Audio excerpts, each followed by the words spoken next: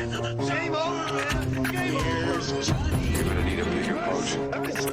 Why so serious? I am Iron Man. This is a tasty burger. Welcome to the In Session Film Podcast. Oh, welcome to this podcast review for July 28th, 2024, and I'm Jada Duran. And I'm Brendan Cassidy. Hello, thanks for joining us, everybody. I hope everyone had a great time last week while I was away. Welcome back, good sir. Welcome back. Thank you. I appreciate it. We didn't have a main show, which I might address a little bit further on this week's main show, episode 595.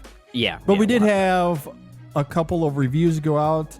Twisters actually went out early before I left, which is pretty rare for us to get a film out as it's being released. It honestly felt kind of nice getting ahead of the game a little bit. Like we got to play the critical's darling game a little bit there, just to kind of get the timing right.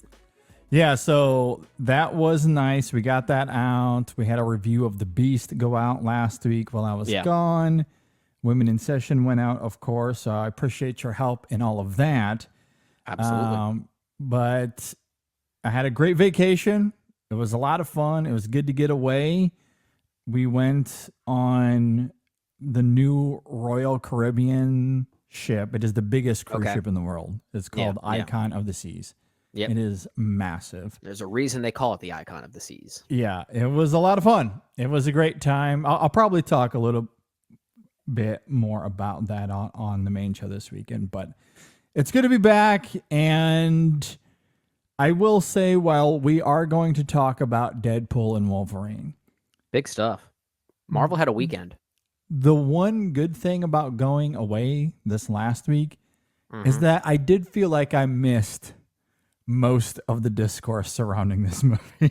Good for you. Which was very exciting. I feel like that's only appropriate, JD, because I feel like that's weirdly going to play into both of our opening thoughts on this movie. It certainly could.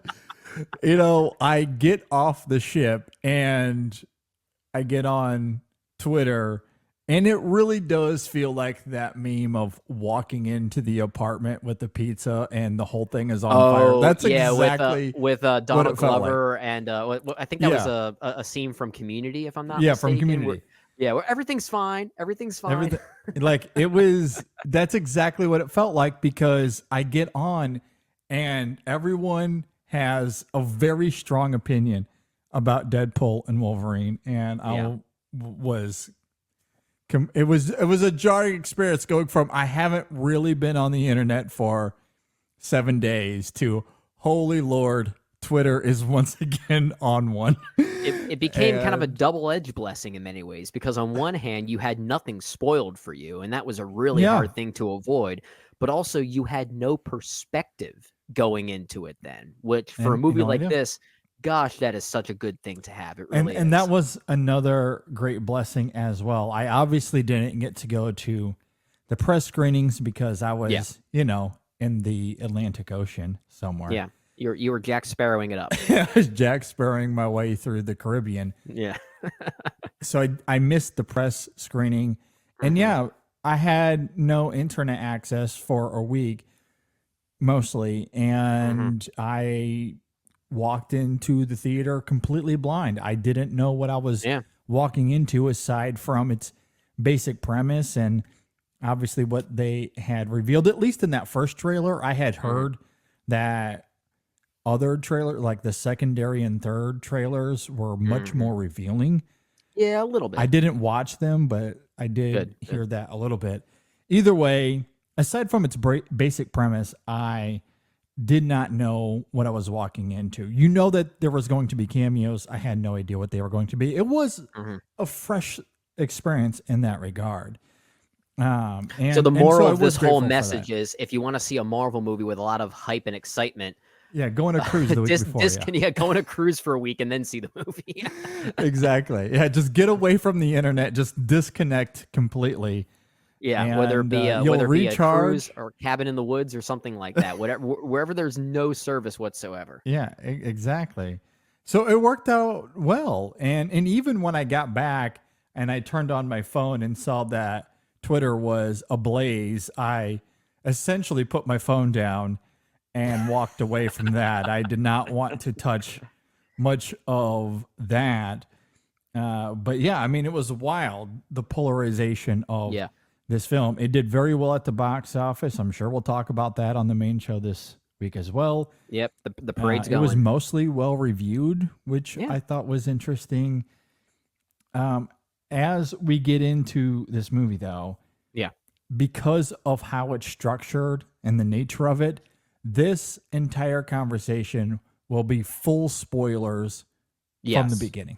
I feel like we have to at this point. Yeah, we have to at this point. I think the film, it's not that it's been out for a while, but Marvel is so top of mind right now, given not just this movie and the success of it, but also their recent announcements at San Diego Comic-Con at Hall H, which is sparking a lot of conversation. I think we'll save a lot of that for the main show this week. Yes.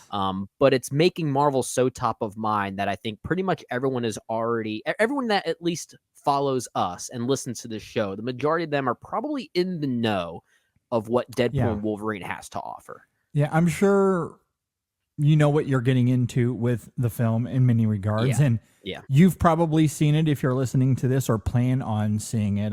If you haven't seen the film, just go see it and come back and hear our review afterwards, because there's so much to talk about here, and to dance around spoilers would be like running through no man's land in World, like just landmines everywhere.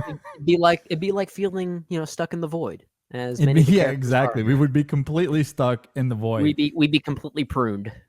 Exactly. So full spoilers from the beginning, as a heads up, as we get into Deadpool and Wolverine. It is, of course, directed by Sean Levy, and it stars Ryan Reynolds, Hugh Jackman, Emma Corrin, Matthew McFadden, and then there are the slew of cameos. And I don't even know where to begin because there are so many here. Do we want to get to them now, or should we Maybe get to we them? can save them. We'll save them. I guess we'll go ahead and we'll leave it at the basic cast listing they have listed. Yeah. We'll just leave it basic for now.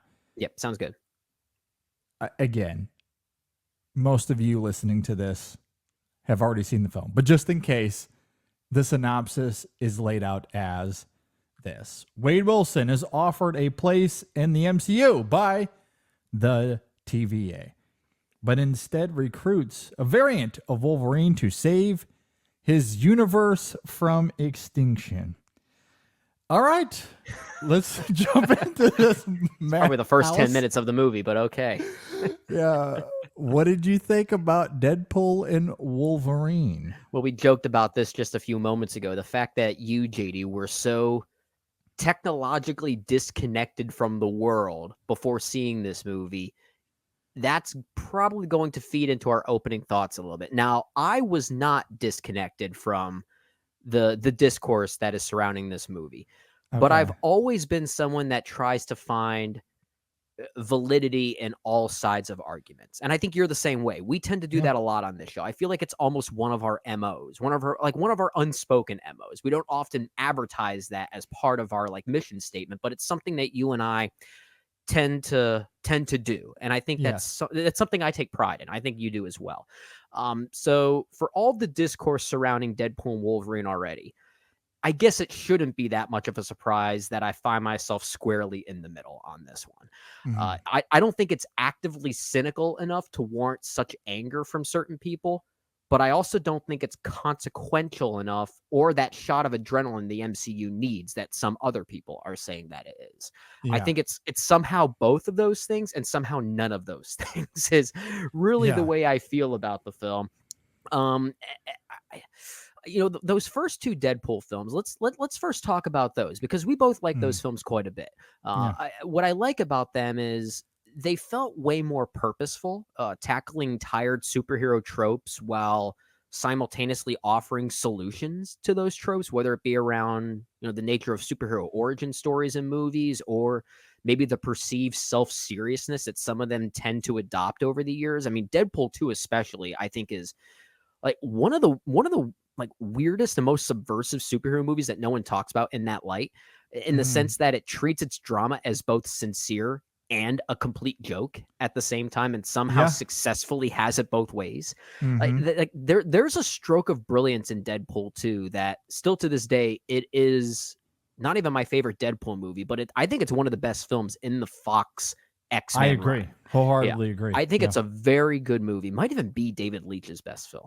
I think it might be, now that I think about it. And I bring that up to say that Deadpool Wolverine, this first iteration of Deadpool in the MCU specifically, it had a real great opportunity here, as its circumstances are a perfect outlet for great superhero movie commentary, whether it be the state of the MCU nowadays in the multiverse saga, or Disney's absorption of Fox and what that led to. I do feel like the final product does relish a bit too much in superficiality. I think it's more using that as a backdrop for weightless, sometimes funny, cameos and tie-ins without really commenting on that superficiality. So it's basically my way of saying, of the 3 Deadpool films, it's the one that I think had the most potential to offer, and I think it delivered the least, if that makes sense. Which might sound a little bit harsh, because I did have some fun with this movie. I mean, anytime Ryan Reynolds opens his mouth, it's hard not to laugh. I think he's really great with the murk of a mouth kind of mentality. And Hugh Jackman's great here. Matthew McFadden's kind of the unsung hero in many ways. I think he's terrific in this movie. But there are some great things here. I'll leave my thoughts there, because there's more we'll talk about in detail around spoilers and why I feel the film is a little bit too high level in what I think it's trying to go for, and maybe what those things are that it's going for. And I think it feels a little bit too inconsequential without properly commenting on that inconsequential sensibility, if that makes sense. I think it's a missed opportunity. Yeah, I mean, I hate to once again regurgitate Brendan's thoughts, but I am with him wholeheartedly on this film. Which is appropriate, I guess, to who we are for all the reasons that Brendan laid out earlier. I'm not one to relish in extremism. Sometimes it's warranted. Sometimes it's very much warranted. Yeah, agreed. But oftentimes extremism is a little clickbaity. And I find it sometimes insincere. And it's a little disingenuous. Maybe that's the wrong way to put it, because if people, this is my other thing with this movie, is that it's clearly got a baiting kind of mentality, right? There's a lot of nostalgia baiting in this movie. There is. And Marvel and Ryan Reynolds and Sean Levy and Hugh Jackman, they had to have been aware that this movie was going to spark a type of response like this. Yeah. And the fact that the movie doesn't even comment on that is actually one of its biggest problems, if you ask me. Yeah. And to be clear, because of how heavy this film leans on nostalgia, if people walk out of it feeling that it is utterly obtuse and unwatchable, I understand. I understand why people do have strong feelings against the film.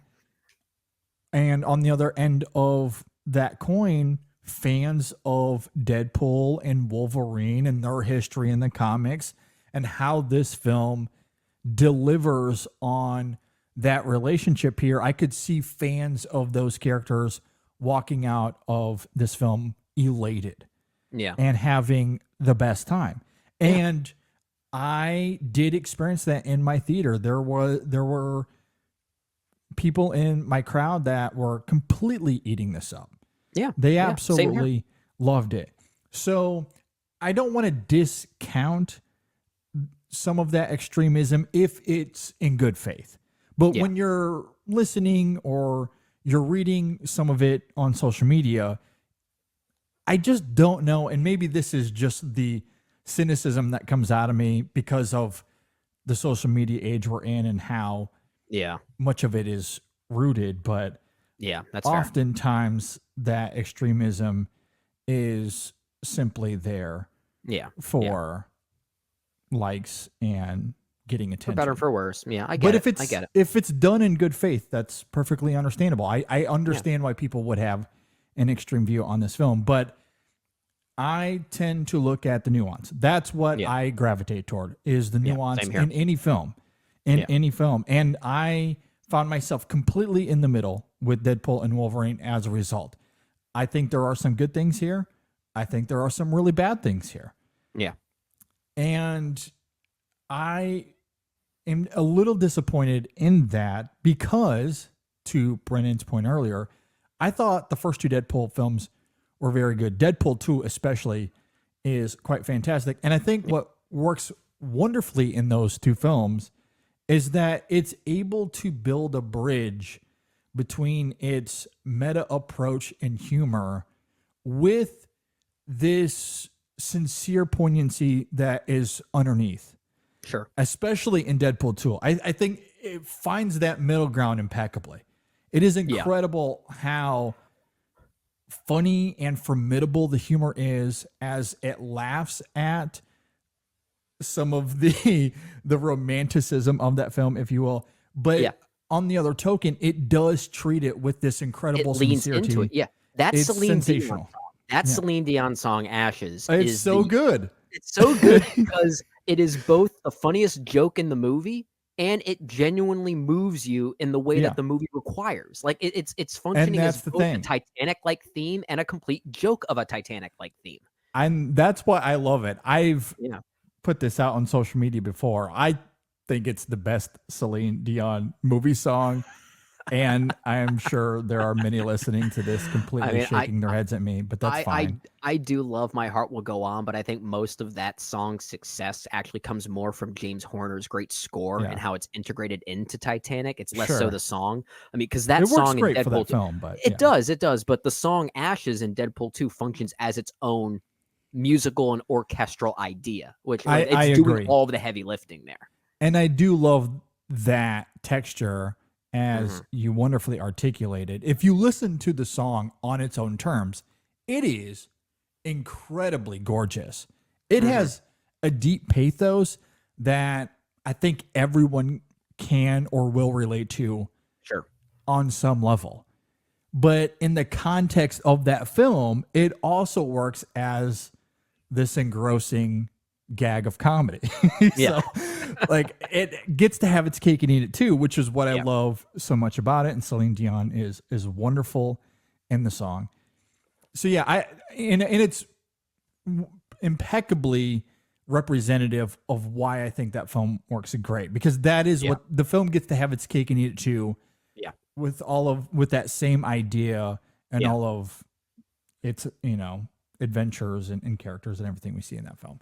Yeah, absolutely. So walking into Deadpool and Wolverine, I was hoping that we would get something similar, but I think that's ultimately where it fails, is because yes, it's once again brazen in its meta approach and in its humor. You have the R-rated action of it all, but I don't think it tethers to the poignancy that it's aiming for at its core. And I do think it is going for something really interesting, something that's quite different than what we saw in the first two Deadpools, where Deadpool is, in this film, the character of Deadpool, he's searching for a purpose. And he believes that becoming a part of the Avengers will fulfill this void that he's feeling. But he is rejected, and therefore he has to find that somewhere else. And that leads him to Wolverine and them getting stuck in the void, which is wonderful symbolism there. And for reasons we'll get into as we go, he comes across other characters from other movies in the Fox superhero realm. And it's this interesting preservation, this honoring, this reverence of those movies, of the Fox canon, which I think is such an interesting idea. I just don't think the film ultimately finds a balance. And I think it's because of what you're saying there in terms of how it lingers in those superficialities. Like what it's aiming for, I think is great. The formula of Deadpool 2 and even that first Deadpool, I think it is here. I just don't think it strikes that same balance, and that's ultimately its biggest problem. I said this in trying to formulate my own thoughts for the film, and I think it's the best way I can summarize how I feel about it, is that I actually really like the story that this film is telling. I don't like the plotting. I don't like the way it's orchestrated, if that makes sense. I love the idea that if we're going to finally bring Deadpool into the Marvel Cinematic Universe and to maybe start integrating him within the sacred timeline as the film lays out, there's a great opportunity here to not just comment on the dying timeline of the Fox universe, which this movie does. Like, I actually like the expositional setup of this movie. I actually think the first third is probably the best part of it here. And I hate saying that because that's before Hugh Jackman even shows up. And I do think he's great. The interplay between Ryan Reynolds and Hugh Jackman is very good. And that might be the biggest selling point more than anything else. But I love this. I love the setup. I think it's a great story to tell. But the way it moves through these different ideas, I think it forgets to find an overarching, I guess, solution or point to some of these things. And it's something I brought up earlier. You know, the fact that this movie is relishing in cameos and tie-ins, the celebratory nature of the Fox universe, you know, some of these forgotten characters that I'm sure we'll talk about as this conversation unfolds. The filmmakers here, especially Kevin Feige, he had to have known that people were going to respond in one of two ways. They were going to either say, oh, all these cameos, all these characters I love this movie. Or, oh, all these characters I love, all these cameos, I hate this movie. It's one of those two extremes. Yeah. That is a perfect, that's a perfect thing for Deadpool to comment on. And that's nowhere in this movie. And I hate saying it that way because I'm trying not to say that this movie should have been something that I wanted as opposed to what it ended up being. Mm-hmm.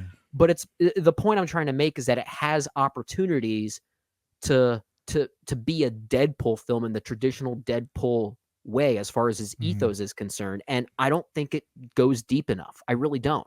I think it's more used to support his own individual arc in this film. And where it concludes, I don't think it's consequential enough to be that shot of adrenaline the MCU needs right now, even if it does minorly comment on it. But all it does is acknowledge its own existence rather than offer solution. And I get kind of tired of movies that comment on that superficiality without offering anything else. It's like it's just merely trying to get by in that way. Which in some ways I kind of admire because this is a film that is using the MCU multiverse tool as a way to tell its story, but it's not interested in being an MCU movie. Right. I like this that. This is a film that stands on its own, and at its heart, it is, while certainly self-referential and very meta, there's a lot of jokes and humor to be had, but at its heart, it is showing reverence to these other stories and characters that we've seen in the Fox canon that Deadpool obviously belonged to before they transitioned over to Disney.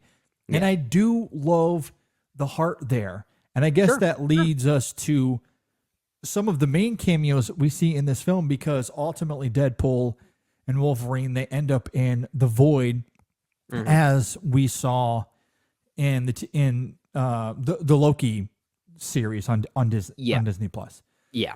And again, the void, I think, is great symbolism that the film doesn't lean too heavily on.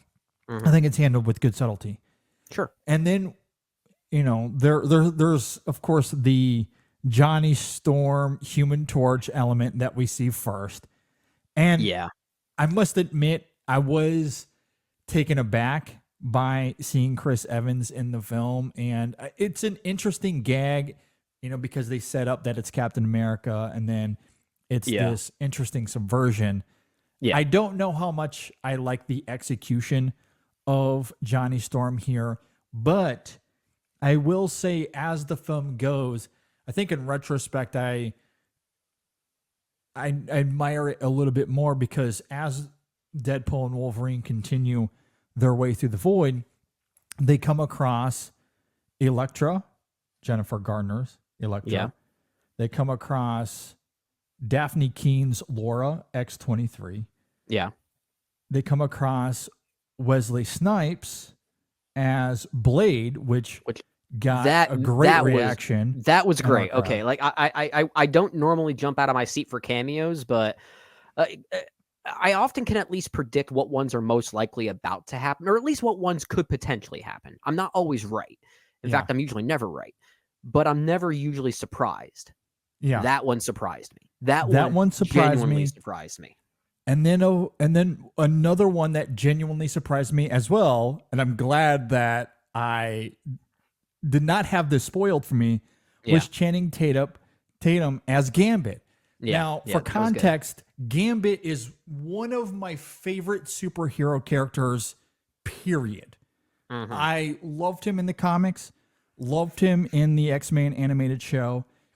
As they revived him in X-97, the way they treat him in that show, oh my God, it is beautiful. It is breathtaking. I'm getting emotional just thinking about it. That's cute. I love that character. And obviously, famously, Tatum was attached to star in a Gambit film that was never produced ultimately. Yeah. So it's an interesting joke in that regard. But there's something emotional about it because Tatum was very public about wanting to do this. It's a character he also loves for similar reasons. And he really wanted to do it. For whatever reason, it never got off the ground. So him coming into this film as Gambit and getting to fulfill something that he really wanted to do, that he loved and cherished, there is an interesting pathos to that. You also couple that with what Wesley Snipes has said about Blade and wanting to do another Blade film. Like, he's been on the record of that for years now. Yeah. And even Elektra in this film, Jennifer Garner talks about very adamantly about not getting to have a story that was fulfilling enough and getting to have an ending that is worthy of her character. And then there's everything with Laura in X-23 that is so great in Logan. Her coming back to this film, incredible. Absolutely love that. And I do want to get to the Logan stuff here. Yeah, I want to get your thoughts on that. So you look at all of that in a vacuum, and I'm like, okay, all of this individually, I really love.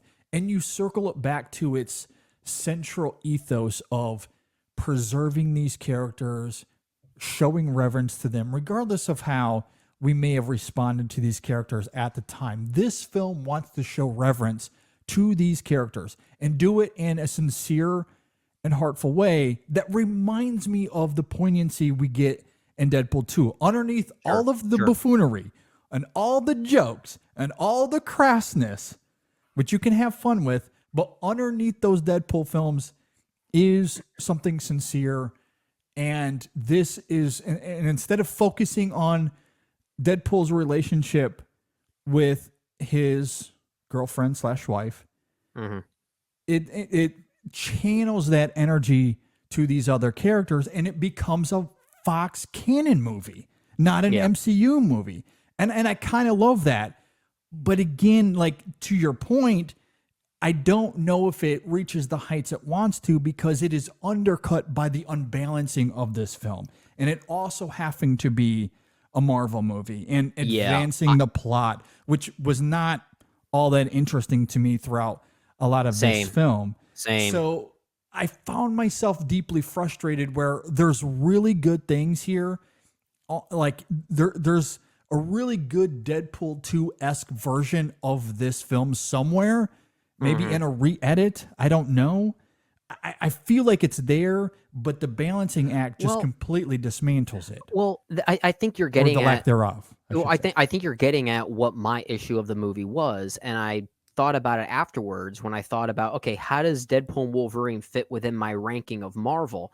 And I thought, wait a minute, can I rank this in my ranking of the Marvel Cinematic Universe, or do I rank this in my ranking of the X-Men Fox universe? And the fact that you can kind of do it both, right? You can rank it in both lists.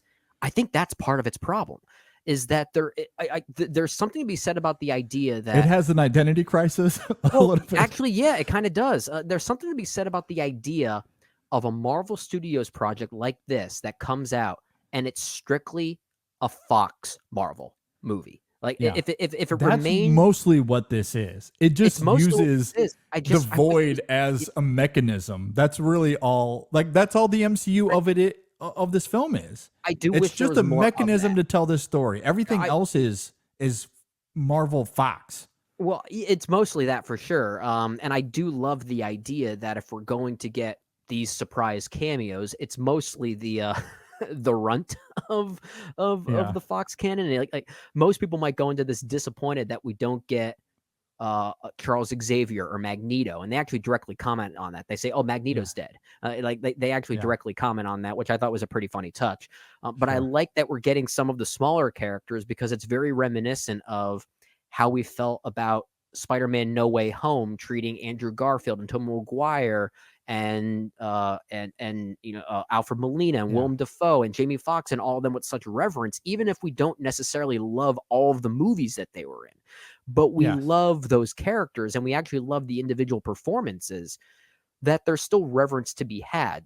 The way that this movie functions as a tribute, it's kind of similar to how No Way Home was doing that for its Spider-Man Sonyverse, right? Yes. I think that movie was more successful in trying to find a balance between, not even just the tribute, but also how it's tying into the continued arcs of these characters. There was a through line there, which this one's not necessarily going for, and it doesn't need to, but I was weirdly distracted by another Marvel movie that actually did something pretty similar for its own separate universe and did it more successfully. Whereas here, I think it misses the mark, unfortunately. Even though I think the idea is really clever. I agree. I think No Way Home is way more successful than this film is. And I think where that film succeeds is that it brings back the villains. They wreak their havoc. It's done rather quickly. That is ultimately its biggest blemish, I think, is sure the villainry of that film is underutilized. It's very plot driven. But once the Spider-Man of it all takes shape, it is an incredible infusion of continuing the arcs of those three individual Spider-Man, and they come together. It's extremely emotional, and I do love how it builds upon the ethos of Spider-Man through the individualism of what we know each of those characters to be and what they had experienced, and then bringing them, like unifying them for the specific purposes of that film. I think where this film fumbles is that, one, the cameos might come into the film maybe a little bit too late, but additionally to that, there is the void of it all. There's the MCU of it all, and the central villain that they're having to fight against. And then there's also the conflict between Deadpool and Wolverine itself. Yeah. And so you're having to jump around to all of these things.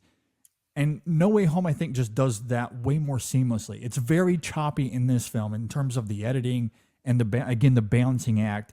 And the conflict, I feel like, is superficial. And the other thing with No Way Home, to your opening thoughts, that film, regardless of its blemishes, I don't think it's perfect. It's much more seamless than this. Sure. Say what you will about the balancing act of it all, but that film is way more consequential.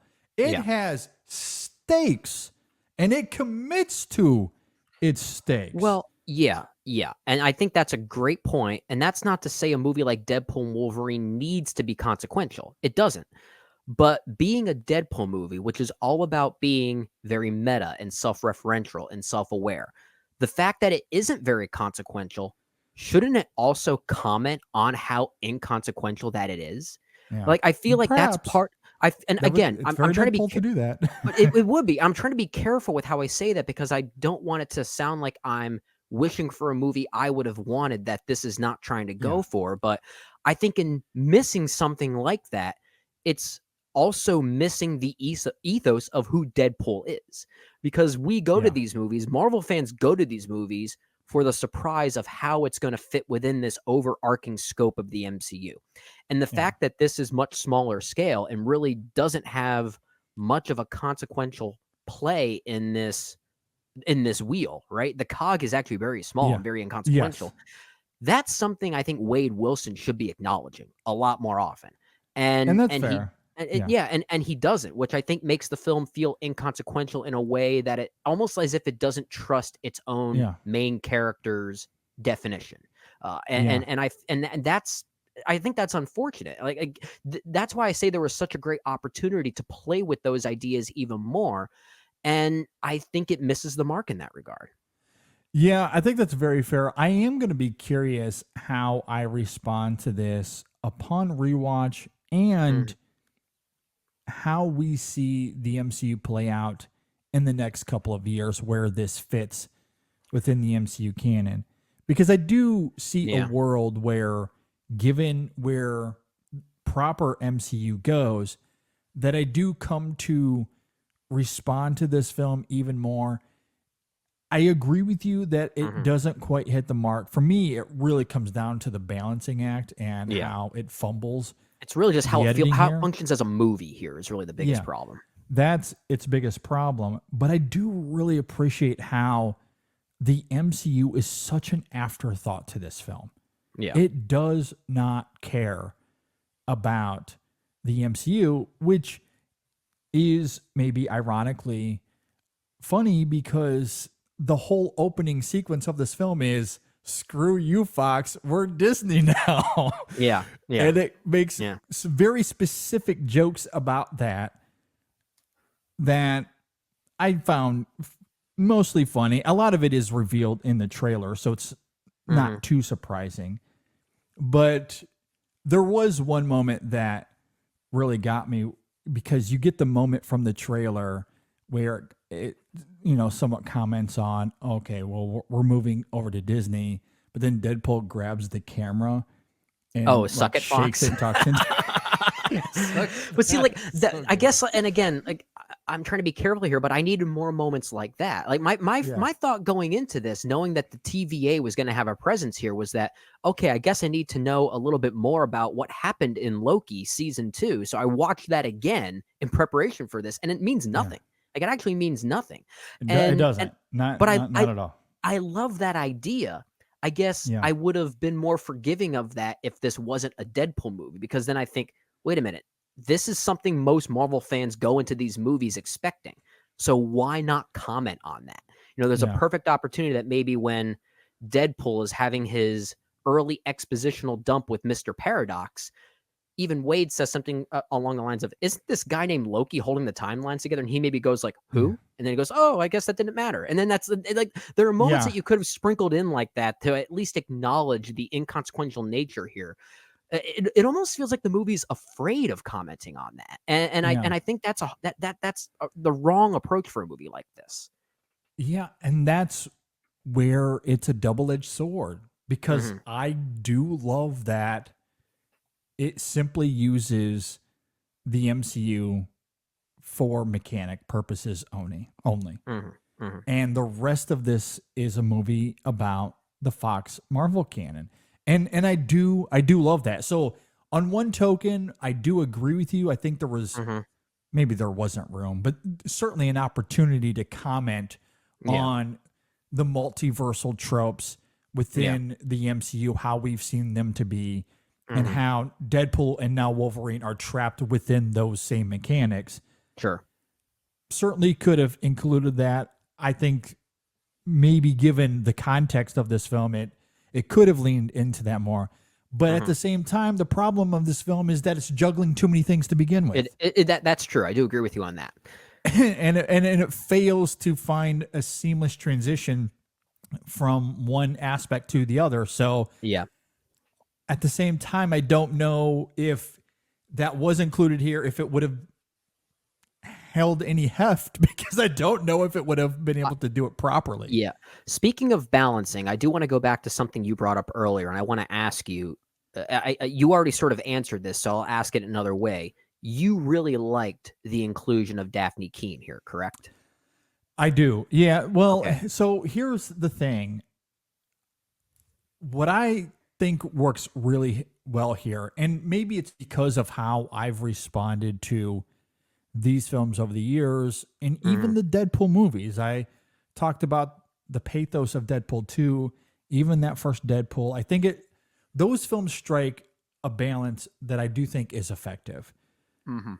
And this film is trying to do that. It's choppy for all the reasons we've been talking about, but I do love the attempts. Now, I love Logan. Selfishly, I wish that Hugh Jackman would have left it alone. But if he's going to come back, I do love that the film acknowledges where that film left off, that final death sequence, and Kind of tricks you at first, which I appreciated, but then it doesn't. I agree. And it comments on audience expectations in a very direct way. Sure. And it does it in such a Deadpool way that I can't help but admire. And like, I love the brazenness of it. Like, the film just opens with Deadpool finding Logan and where he was buried and just digs him up. Like, it's just very, very, very strange. Yeah, he becomes the primary weapon to fight the TVA during the opening credits. He uses Wolverine's dead body. I love the idea of those opening credits. I'll at least say that. Didn't love the song choice, but maybe we'll get to that. Yeah, that's fair. And look, we can debate execution all day long. I guess my point is the film needed to address Logan, the film Logan. Yeah. It does. And it does it in a very Deadpool way. I didn't necessarily need or want the film to do it with subtlety, because that's not Deadpool style. Like, it would have been disingenuous for the film to treat that any other way. I like how it opens. I think that's the right way to go about it. I think that's the right way to do it. Be very brazen about it. And then you have the multiversal, okay, I got to go find a Logan, or I gotta find a new Wolverine because this one's dead. And there's some really interesting jokes even amongst that. I didn't always love that sequence. What did you think of the Henry cameo? Cavill. Yeah, Henry Cavill. Honestly, kind of funny. I didn't know it was him at first, because he spends most of his time looking the other direction. Yeah, they hit it very well until I realized, oh gosh, that's Henry Cavill. That's not random at all. But again, I kind of like the. In that sense, I like the randomness of it. I think the sequence itself is a little repetitive. It's really played more like a musical montage, which I didn't necessarily mind, but I guess I would have liked it more if it was maybe tapping into the idea of this whole multiversal topic that we've seen in other Marvel movies, that sometimes they can look different, like they can be played by different people.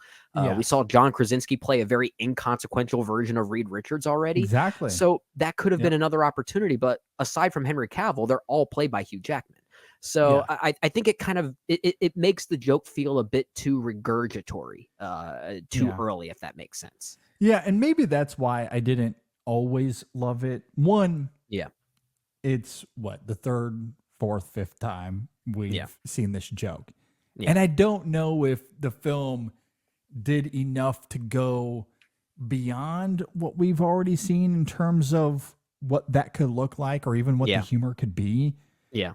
The Henry Cavill thing, I thought, was a nice touch. Okay, yeah, because it felt new. That was a surprise. That was a surprise. The rest of it felt a little... Well, the Jesus one was maybe a little provocative, and given the discourse around the Olympics, over the weekend, that was good. Maybe the Jesus one I liked, and the what was it, like the 4'2" version of Logan, when one of the earliest iterations he comes across, I thought was pretty funny. Yeah, so some of it works, some of it I agree with you. It felt a little redundant. I don't think it quite reaches the heights it's going for, but it was fine. Ultimately, the point in that is to say the Logan we get is extremely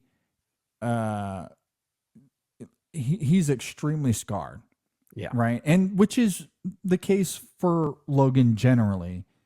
But I do love what this film goes for in terms of that trauma, what he did, how we come to understand why he feels this deep regret, why he wears the costume he does. It's one thing that he has the Wolverine costume in this film, and that could be nostalgic pandering in itself. But there's an emotional thematic tie-in to it that I just can't help but appreciate. And that stuff I love primarily because Hugh Jackman is just really good. I mean, he could play this role in his sleep at this point now. He's just incredible. He's too good at it. For a Deadpool movie, like he gives a performance that goes beyond maybe what is called for. Like it is genuinely great. Like you could argue it's one of the best performances of the year. Like it's that good. Like he really, really goes for it. And I think that's what I love about Daphne Keane being in this film as well, is that it's reminiscent of what's so great about Logan, the movie Logan, and their relationship in it.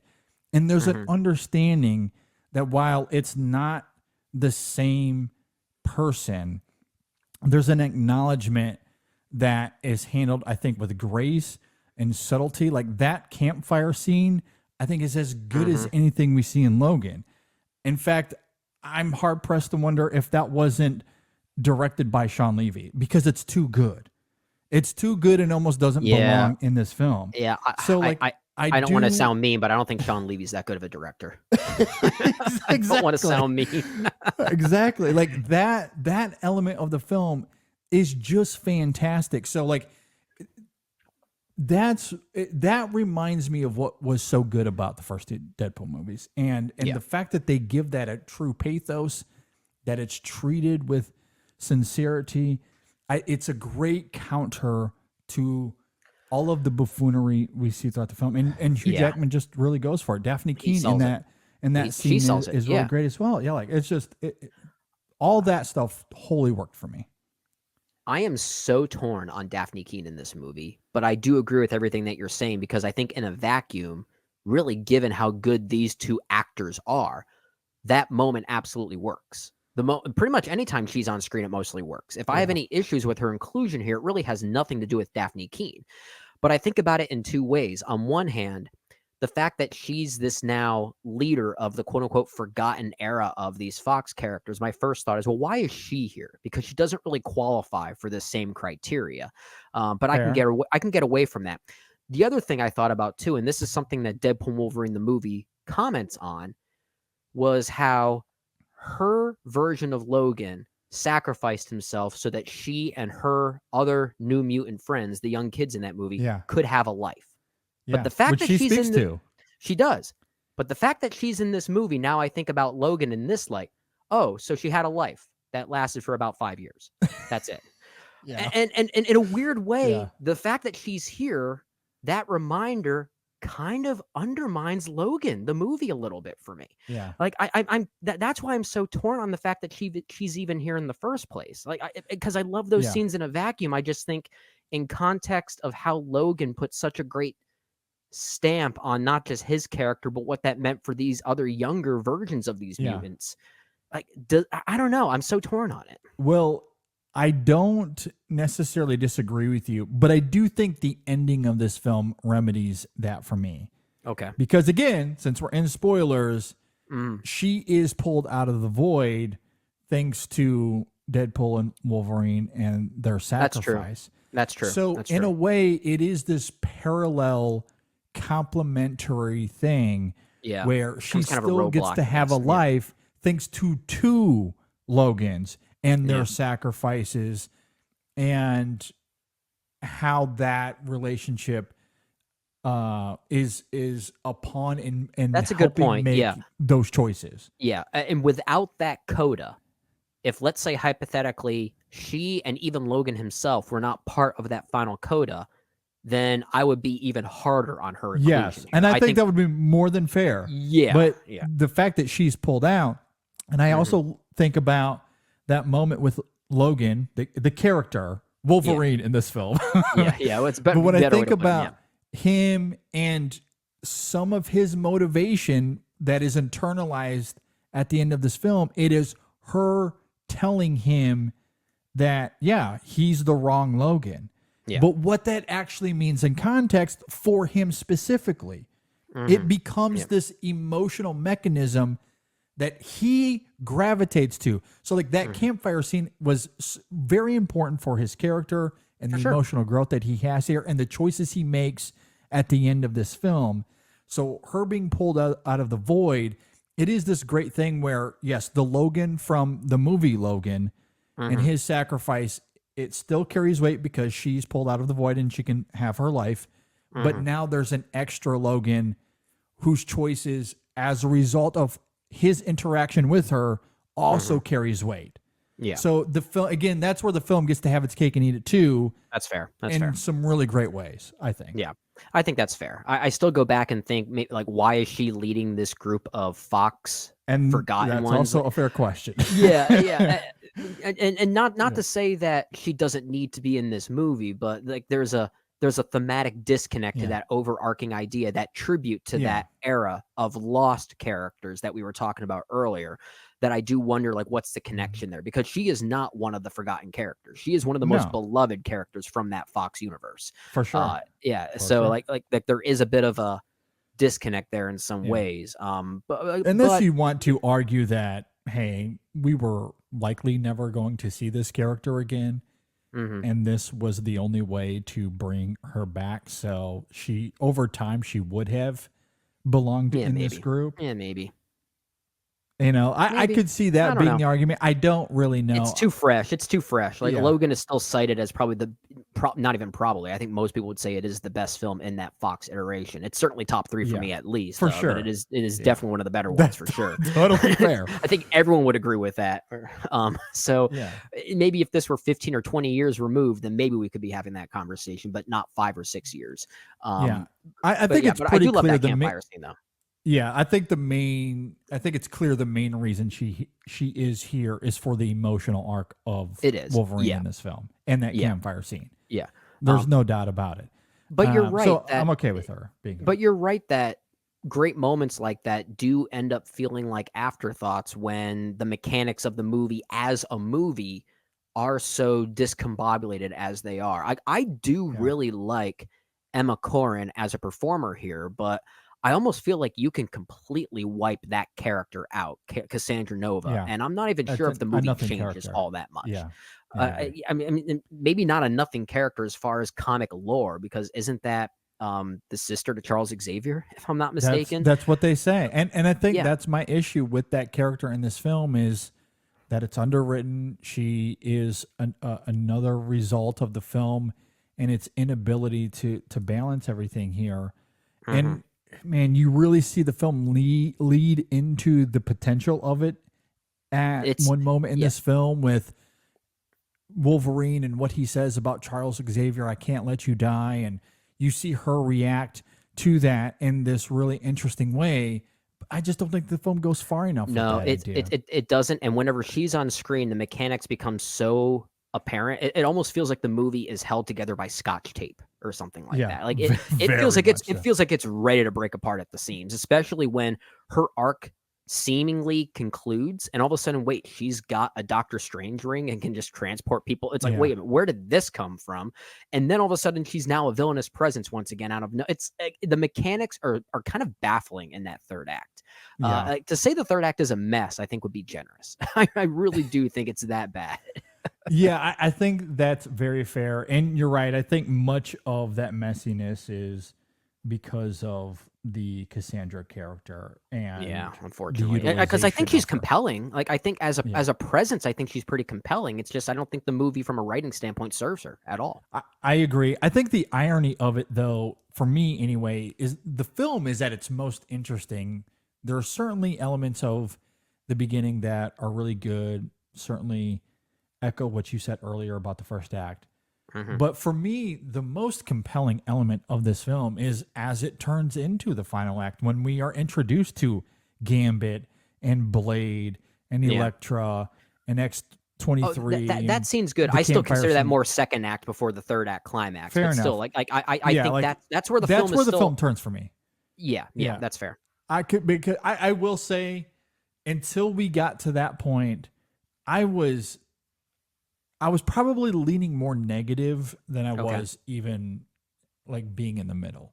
Okay. Gotcha. That's where everything changed for me, because all of a sudden the heart of the film revealed itself. Well, it felt like there was a point. Like I felt like, okay, I felt like now there was a point. Like now I feel like we have whatever the ethos of this movie is. You know, like those first two Deadpool movies have these subversive like tropes to them, but they ultimately have some type of solution or some type of point that they're arriving to. It's in this scene in Deadpool and Wolverine where I'm with you. It's like, okay, now we're getting to some type of answer to all of this.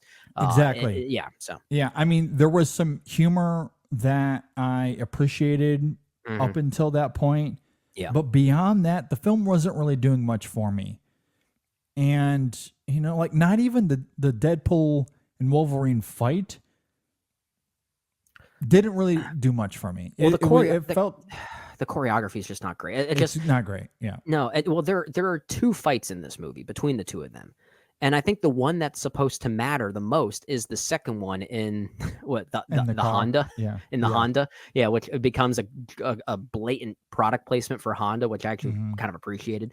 But that's the one that I think offers the least as far as visual splendor and compelling choreography. The first one that they have together in the Void, it's at least coupled by a pretty cool needle drop with Hell's Bells by AC/DC to kind of do some of the heavy lifting for us. But the second fight sequence that I think is supposed to be the one that matters, this is where I have to criticize Sean Levy as a filmmaker, is that I just don't think it's a well choreographed sequence. Yeah. I didn't feel any heftiness to either fight between them. Yeah. And it's Deadpool and Wolverine. It's supposed to be one of the biggest moments of this film, is seeing those two go toe to toe. Yeah. And look, for the fans of those characters that enjoyed those action sequences, if you liked it, all the power to you. You might latch on to the idea of what you're seeing. Me. Yeah, I'm with you. Like some people might be able to just latch on to the idea of what they're seeing, and that's perfectly fair. And I don't necessarily need that much weight to the fight sequences between them, because I understand that these are two technically immortal characters, so there is kind of a baked-in weightlessness to their violence. But there's also, at least in that second fight sequence between the two in the Honda, there is that Deadpool pathos that the film is also going for to at least fuel their anger against each other. Yeah, and I think that's it, because I think about, well, I don't know. I guess I was going to say something that might be a little hypocritical. Look, I'm not opposed to completely nerding out with these movies. I've done it many times before. Same. I don't need them to carry weight in order for it to be compelling. Yeah. I can simply sit back, relax, nerd out, and enjoy the action and these characters going. The fight at the airport in Civil War is kind of weightless, but it's awesome. I love it. Completely love it. Or even in this film, when our Fox characters show up at the giant Ant-Man compound. Yeah. that Cassandra has in this film. Like, I enjoyed that. I don't know if there's a weightiness to it, but I enjoyed the choreography much more in that scene than I did between Deadpool and Wolverine. There's something about the choreography of it all. Maybe some of it is that these characters are like, there's supposed to be a playfulness to it. Maybe that's what I liked about the first one more so than the second one, as you talked about. The car limits the choreography. That is one element. Also, that fight is born out of an emotional volatility that had arrived between those two characters. Maybe that suppresses, the fight between them. Yeah. I don't know. I can't really put a finger on it or fully articulate it, but I just didn't really care for those sequences as much. Yeah, but I'm with you. I do think part of the reason that the sequence at the Ant-Man compound with our Fox characters, I think the reason that works for me is because I do feel much more invested in those characters weirdly. And maybe nostalgia is doing some of the work there. But the Blade movies are awesome. Wesley Snipes coming into this film, I thought was a really great surprise. Well, I do love that he committed to being here. I wonder if Kevin Feige and Marvel Studios knew that by including him in this movie, they knew they were going to be running into trouble making Blade, their version of Blade. I wonder if his inclusion predated how troubled that production is. I don't know. There's only going to be one Blade, he says. And when he said that, it works so well. It made me, and again, I love Mahershala Ali as an actor, and I still to this day think he would be a very good choice for Blade. But when I saw Wesley Snipes come back here, it made me just want to see Wesley Snipes play him. He's so good. He's impeccable with that character. He absolutely nailed it. Yeah. And I love that. And you couple that with Elektra, and even though I never liked that character in the Elektra or even Daredevil films, nothing against Jennifer Garner. It's obviously not her fault. It's the writing. But the idea that they wanted to have a fulfilling ending to their story, I did gravitate to that. Laura, X-23, for all the reasons we talked earlier, and of course Remy and Tatum and the history there. I did feel an emotional connection there. I really wanted to see that Tatum Gambit movie. Selfishly, I really wanted to see that. I was totally on board with that news when they dropped that, and was disappointed to see that it never came to realization.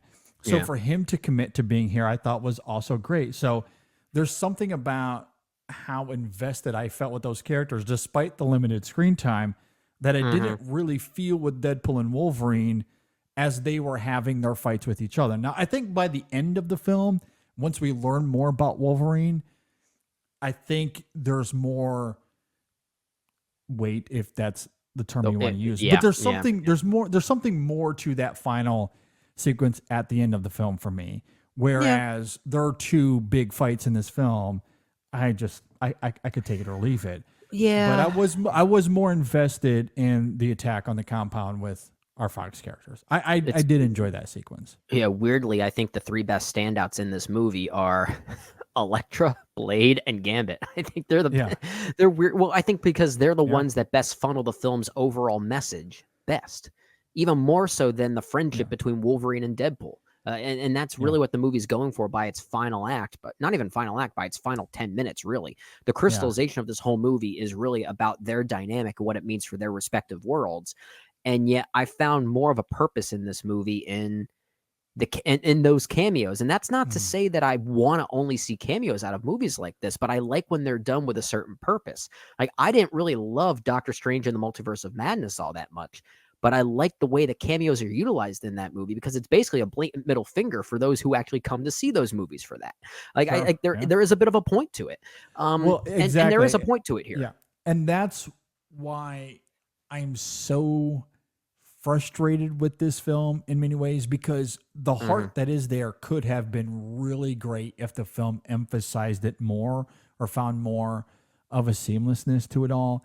Because what I love that approach. Instead of, even though it's somewhat teased early on, Deadpool walks into the TVA and he's shown these TV screens of welcome to the MCU. And he's like, I'm going to get to have all of these cameos. I can have Thor, and there's a shot of Thor like crying over Deadpool. It's like, wait a minute, what is that? It's like, oh, that's the future. That's going to happen later. It's like, so I wonder if they'll actually deliver on that promise sometime. I don't know. They being the MCU. Who's to say? But there's all of the shots of the Avengers movies, and like the film teases that, oh my gosh, we're going to get all of these conventional MCU cameos in this film, but again, completely subverses that altogether. And not only that, not only do we not get the former cast of the MCU, or even the current ones that are still in, but our main characters through the whole Endgame saga, but we don't even get those actors coming back as evil versions of themselves. Like, we don't get Downey Jr. coming back as evil Iron Man, or Chris Evans playing Hydra Cap, or something to that effect. And those versions do exist in the comics. It's something this film could have done, but it avoids that too. Like all of the MCU of it all is a complete afterthought. It's all which about I like the Fox that idea. canon. I like so that like, idea. I agree. Like, I think that's why the cameos ultimately work for me here, why I enjoyed them, because there was a purpose to it. There was a heart behind it. It just doesn't always come together in execution. Yeah. That's ultimately where the execution is so on. wonky, and it makes me think like, is this a Sean Levy issue? Because I've had I think similar, it is. Yeah. I've had similar issues with almost all of his movies, even some of his comedies that I think ultimately still land as comedies. I don't think he's ever really made a movie that feels like a complete, consistent movie experience. Like, there is a choppiness to all of his films, and weirdly, I think this is the one that's most representative of those issues, just given how overabundant its story is, and that's unfortunate, because there is, for a movie that is very much fan servicey, it showcases that you can be fan servicey and have a point to it, and I at least appreciated that. I did. I really did. Yeah, I loved what it was going for. It just doesn't get there in execution. As we wind down, though, I do want to ask you what you thought of some of the smaller cameos in this film, and even some of the voice cameos we get here that aren't necessarily characters, but you get like Matthew McConaughey voicing a character. You get Blake Lively voicing a character, which I thought admittedly was a little distracting to me. I'm not going to lie. I mean, I had a hunch that she was going to be somewhere in here, just because, I mean, that's Ryan Reynolds' girl. And even Blake is mentioned by name as a meta joke somewhere in the movie. So it sort of sets itself up for that. So that's where I think it sets up the distraction too much. And I will say, I like that these voice cameos are not literal cameos, so they're a bit more cryptically interwoven. No, that's so it's not too distracting. I will say, it's small. It's a small moment of the film. I mean, like, you notice it's Matthew McConaughey as Cowboy Pool. That's his character. By the Nathan way. Fillion, I think's in this as well. And of course, you have some previous characters from the X-Men films in particular, such as Pyro and Sabretooth and Toad. Yes. I liked how inconsequential they all felt. Like they're basically there as background characters, as if the movie is cryptically saying, yeah, these characters were done pretty dirty in their own film, so we're going to do them dirty again anyway. I kind of like that idea, but again, it gets back to my opening thoughts, where if it's going to do that, I kind of wish the movie was a little bit more literal in that, and actually comment on that. And maybe that's where it misses the opportunity, and it ends up feeling like a flaw when it shouldn't. Like, it's weird to say that it's a flawed aspect of the movie that's also not a flaw of the movie. It becomes a flaw by actually not acknowledging that it is a flaw. It's a weird thing to say, but I do like the intent, at least. Yeah, when it comes to some of these smaller characters, I don't mind the voice ones as much. Yeah. Because, again, it's brief, and it is a little distracting, but it's brief. I can get over that pretty quickly. And there are some fun ones here. There's even one of the Wrexham AFC players from the soccer club that Ryan Reynolds owns. One of the players from that team. So as a character, that's pretty clever. So like, I enjoy things like that. However, when it comes to bringing back Toad and the Blob and Psylocke and those characters, that's where it did feel a little gratuitous to me.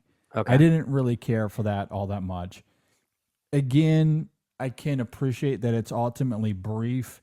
They don't overextend their welcome. I do appreciate that, but a little gratuitous that I don't think adds to the ultimate reverence that this film is going for, but maybe it does.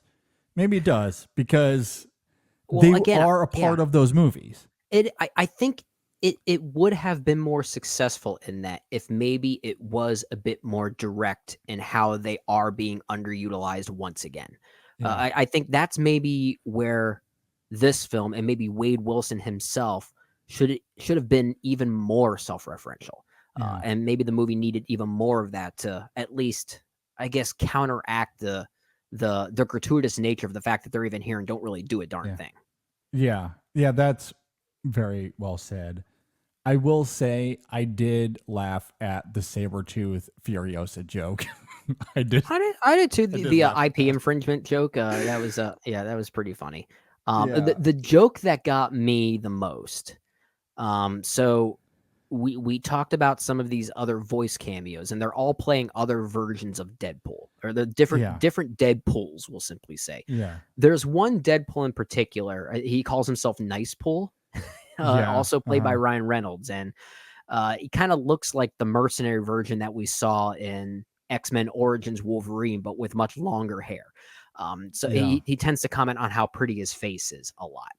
And I think at one point he says how he's not as comfortable breaking the fourth wall. And when he tries to do it, he simply just looks at the camera and goes, "The proposal." Like awkwardly. That might be the funniest gag in the whole movie for me. I lost it pretty heavily when that happened. Yeah, totally random. Yeah, look, there's some of the jokes do work for me. A lot of it didn't, but there certainly were some laughs to be had for sure. Sure. Yeah, there are enough. I here. appreciate its heart. I think this comes down to an execution problem. Yeah, it's kind of emblematic of this new era of Marvel right now. Marvel Studios specifically, is that I feel like they have these great ideas and they wear their hearts on their sleeves in the right way, but how they function as movies is very half-baked. I think this falls into that same category. Like, a lot of the problems I have with this movie as a movie, they're not too far off from how I feel about something like The Marvels, for instance, and just how sloppy those movies are. And that's becoming a common occurrence now. And that's the thing that probably scares me the most about the future of Marvel, is just how these feel like movies, and they don't feel like movies as much anymore. And this has a lot of those same problems for me. And spoiler alert, we will talk about that quite heavily on episode 595. Is that the episode we're on now? It's either that or the main show this week. week. Yeah. Whatever the number is, we'll talk more about that because, I agree. I think there's major concern to be had about the MCU moving forward. Yeah. And I think it's maybe a bit ironic because last week we talked about how Deadpool and Wolverine could be this reset of sorts. Mm-hmm. And I don't think the film is a reset. No, it's not. Does nothing to phase the MCU in any way, shape, or form, which, again, I appreciate for all the reasons we mentioned. And you couple that with everything we learned at Comic-Con, and the MCU is having a midlife crisis. It is in bad shape. That's the best way to put it. That is the best way to put it, man. Oh my gosh. But yeah, well, at any rate, we'll talk more about that as we get to the main show this week. Brendan, do you have any final thoughts on Deadpool and Wolverine? What did you think of the opening credits? I thought it was clever enough. I really liked, again, how it addresses the ending to Logan. Yeah. I thought that was a fun way to open. I didn't mind the song choice as much as you. It feels like a Ryan Reynolds Deadpool thing to do. Yeah, it felt like the whole thing felt like Deadpool to me. Well, it did. It did. I didn't mind the opening credits themselves, and I'm willing to admit my issues with the song choice, which is Instinct's Bye Bye Bye during the opening credits. It's strictly a me thing.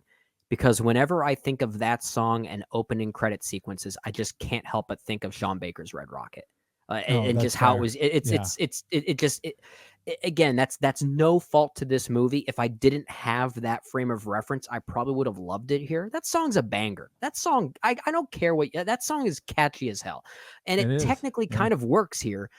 I couldn't help but think of a movie I love so much and how well utilized it was in that movie, that it almost took me out of this movie. And that's not fair to this movie. That's a me problem.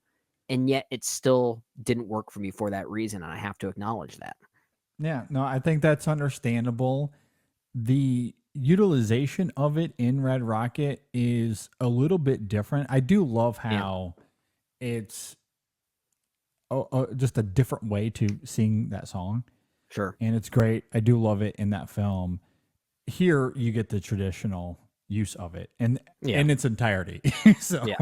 I will like, it it's is pretty fun. it is pretty interesting that we get an opening credit sequence to a Deadpool film of these 3, and this is the first one that feels more like a traditional opening credit sequence where the credits themselves are not in jokes. Yeah, Yeah, yeah, so in a weird way, that was kind of a nice touch, that it wasn't doing the same type of like, "Oh, um, uh, written by the true heroes of this movie," or something like that, where it was a little bit more self-referential yeah, of what these movie-making roles are. Instead, it's a bit more traditional and lets sort of the music just carry itself and the overarching idea that yeah, Deadpool yeah, is killing members of the TVA yeah, with Wolverine's dead body. Like, yeah. it lets the In idea just very be crass ways, yeah, it lets the mostly. idea be the thing. For sure. Yeah. So I'm with you on that. I thought it was mostly fun. My subjective personal thing with this film, I think, is Chris Evans Okay. because, and this is where he is distinctive from the others, Okay. where they haven't been in the MCU before. True. Chris Yeah. Evans, we primarily associate with Captain America. Yeah. So him coming back, and that's obviously the setup to the joke here. And look, I really enjoyed him as Johnny Storm in those Fantastic Four movies. At the Again, time, especially, again, he not was great really movies, great but casting. the casting was not really the problem. It was, Not just really the not problem. great movies. But now, given his history as Cap, also impeccable casting, Mhm. there is something that doesn't quite sit with me. And maybe it's the timing of the release of this film. If Deadpool and Wolverine came out in another 10 years and it's been a decade since we've seen Chris Evans in the MCU, maybe I wouldn't feel this way. But similar to what you were saying about Daphne Keene, there is something that I am conflicted on when it comes to the idea of Yeah. it hasn't been enough time for me to separate Chris Evans as Captain America. So it's a little bit of how we all responded to Downey Jr. and the news of him being Well, yeah. Doom, in the sense that I don't know if I love it because it's It's too too tight. new. It's too close. It's too tight. close. Yeah. It's almost like how when Spider-Man Far From Home, that second film came out right after Endgame, and the arc of that movie's villain, Mysterio, played by Jake Gyllenhaal, was sort of about how Tony Stark was terrible to him. And it's like, wait a minute, this Yeah. is coming right after you Yeah, just it's a gave a little bit of heroic that. sacrifice to that. Yeah, a It's little like, misguided. yeah, it's like the timing's just not right. It's like I don't Exactly. like you're Yeah. actually selling this in a way that makes me believe Tony Stark wasn't a great person. I don't want to see that arc Off after the he heels had this of heroic Endgame. sacrifice. Exactly. So it's I guess it's So similar. In it's a that regard. timing thing, and that's why Yeah. it's a subjective thing, because I do think over time, maybe again, like in another, if I watch this film in another 10 years, that gag will likely work much You better know, over time. I wonder how this movie is going to sit in the grand scheme of things, maybe 10 years down the road. If this is one that's Yeah. going to age more favorably, or if it's going to be one that ends up actually fading more with obscurity. Like, I feel like it can go in either direction. I'm really curious to see what the consensus is Yeah. as we get even closer to whatever Marvel's going to do post Secret Wars. Yeah. I'm really curious to see what happens with this one. Yeah, I'm really curious with Deadpool because it's not a character, and the movies aren't really talked about in reverence at all.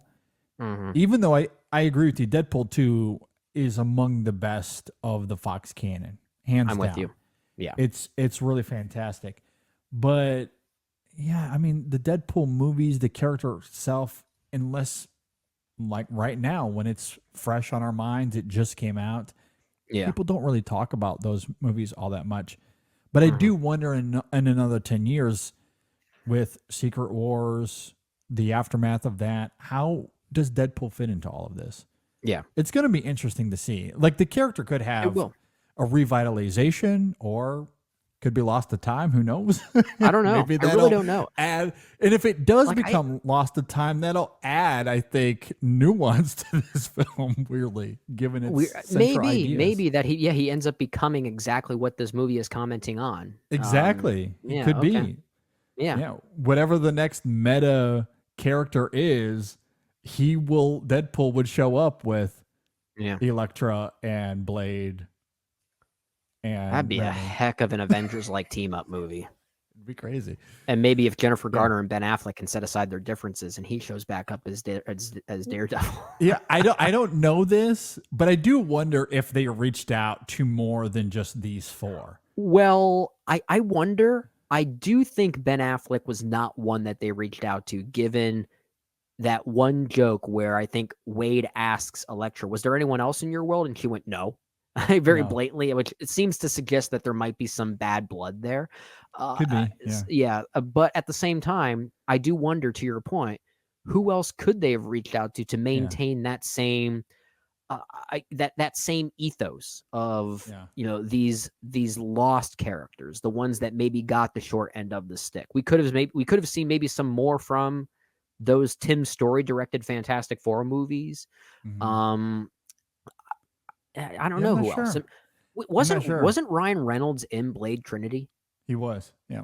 Well, there you could have done that. That's how he learned about the Deadpool character, if memory serves. Well, so, that would have been a great opportunity. He's already in this movie, apparently. So. Yeah. Yeah, exactly. But you do make a good point. I don't think Jennifer Garner signs up if Ben Affleck is doing Daredevil. Probably I think not. Yeah. that's probably too weird for her. Yeah. So, but at the same time, I do like how some of these more well-regarded portrayals in the Fox X-Men universe are not here. We don't get Charles Xavier. Yeah. We don't get Magneto. And when I say that we don't get either James McAvoy or Patrick Stewart. We don't get Michael Fassbender or Ian McKellen. We don't get any one of them. And there's a reason for that. So if you feel a little disappointed in that, that's sort of missing the point of this movie. I agree. Wholeheartedly agree. It is all about the forgotten characters. So yeah, maybe we could have gotten the New Mutants in here. Maybe something like that. Could have. That's one I have not even seen. I haven't even bothered to see that one. It's not great. It's not. Yeah, I don't think it's the worst of the bunch. Reviewed. There are some interesting things in it that saves it from, let's say, something like X-Men Origins Wolverine by comparison. But it's definitely bottom 3 for me of that Fox universe.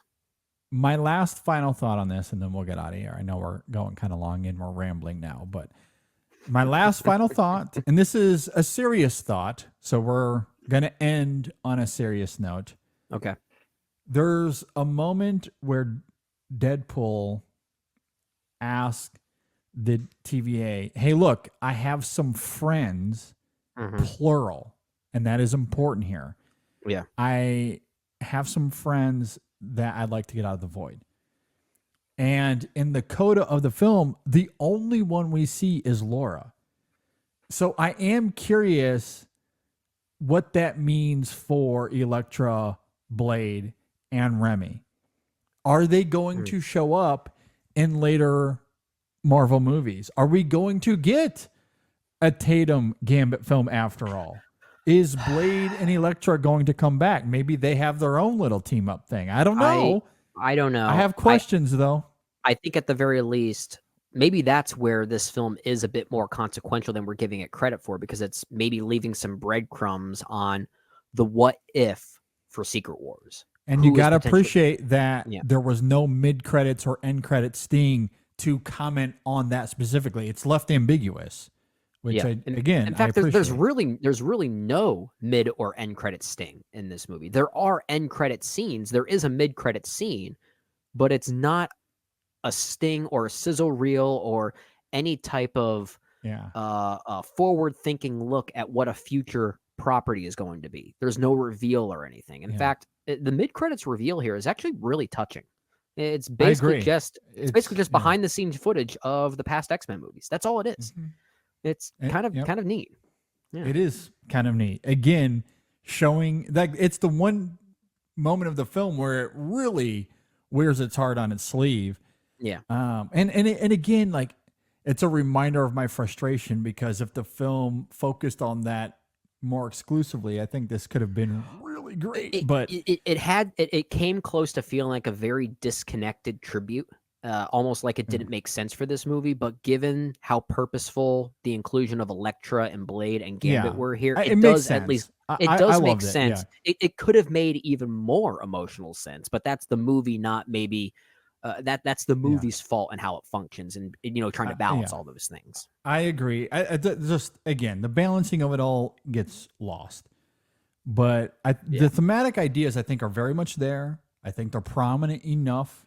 Mm-hmm. You just don't fully realize in a way that I think is wholly satisfying. But I like it enough that the mid credits sting, I think, was very affable. Yeah, I liked it. Yeah, I'm with you. Yeah. Good. But I do have those lingering questions, because we don't know. Maybe we'll see Gambit later. Maybe Blade and Electro will show up later. I don't know. I wouldn't we be don't see them opposed to at the that. end of the film. But he sends friends. I have friends I want out of the void. Yeah. But we only see Laura. Just interesting. Just throwing that out there. Maybe Johnny Storm will come back from the dead. Maybe. With all of that said, if you agree or disagree with anything we had to say, you can leave a comment below if you're watching on YouTube, or you can hit us up on Facebook, Twitter, Instagram, Letterboxd. You can always email us in sessionfilm@gmail.com. But yeah, we would really love to hear from you what you think of Deadpool and Wolverine. Yeah. Brendan, as we get out of here, do you have any final thoughts on anything? Well, get used to this background of mine, because in a few weeks, maybe even less than that, as I'm recording this, we're finally closing on our house this week. We're finally closing on the new house. Yeah. So of course, there's going to be some time to build my new background the way I like it. So who knows? And when we get everything set up, I don't know if it'll be to my liking just yet. It'll be this background, this room might still be my stomping ground for a little bit as I make the transition, but. Okay. We're finally closing on the house. It's been a bit of a celebratory but busy week. Oh my goodness, so much to do. Yeah. This is our first time buying a home, my wife and I, and it is not fun. It is not a fun process. It really isn't. No, there's a lot of work that goes into it. Then there's the actual moving of it, getting settled in. Yeah. Anything you want to do to the house. Yeah, I mean, it's a lot. Yeah. But hopefully you have some people that can help with all of that. Well, we do. I think I told you, and I told everyone listening, if you remember, we are literally moving 500 feet away from Maris's parents' house. So there is some help there. That's for sure. always helpful. And we know enough people to help out. We have enough movers coming in to do certain things for us. So that's not part of the problem. It's more so every time you move into a new place, I guess, there's always hiccups. There's always something that's potentially going to go wrong. And we've hit a few of those already, whether it be just construction-wise, monetarily. Like, you always hit something that's like, okay, well, this is a roadblock. And then you got to find a solution to some problem. And that's been happening a little bit already. Yeah, I hope the moving goes well, though. Hopefully it's smooth. Hopefully it's more seamless than Deadpool and Wolverine. I think it'll be about the same. Okay. It might be a little frustrating. At any rate, we hope everyone enjoyed this. We tried to strike a balance with the conversation. Some good, some bad. Movie's okay. Right in the middle on Deadpool. It's okay. It's okay to be okay. It's okay to be okay. Yeah, it's okay to be in the middle on things. It is. Yeah. It's okay. It's fine. Nuance is cool. Even on social media, you can be in the middle. It's okay. Yeah. You might not get as many likes as, F this movie and give it a bunch of middle fingers, but... I was going to say, I mean, and to be fair, some of these people who are saying that have written very good reviews on the matter that don't divulge into that kind of negative mindset. But I understand, like, the presence that type of world requires. Yeah. I get it. It's understandable. Yeah. Absolutely. At any rate, with all of that said, thanks for listening, everybody. Thanks for watching. We'll see you next time on the In Session Film Podcast. Oh, Wolverine. Logan and Laura re-teaming up again. Got me. So heartfelt. So heartfelt.